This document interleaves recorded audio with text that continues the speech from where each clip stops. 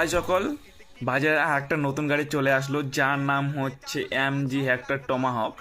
এই গাড়িটার আলাদাই একদম খেলা খেলে গেল, কারণ এই গাড়িটা ফুল ট্যাঙ্কি তেল ভরলে প্রায় 1100 কিলোমিটার মতো চলবে।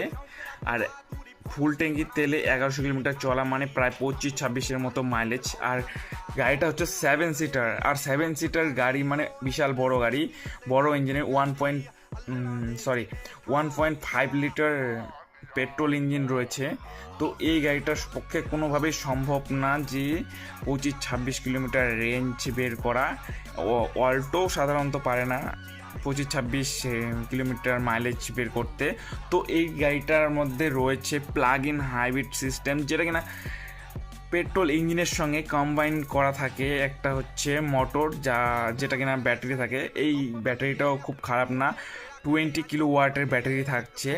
আর এই গাড়িতে পাওয়ারও একদম কম নেই, ভোরে একদম পাওয়ার রয়েছে। এই গাড়িটাতে পাওয়ার রয়েছে 198 bhp পাওয়ার, মানে কম্বাইন। আর তার সঙ্গে 310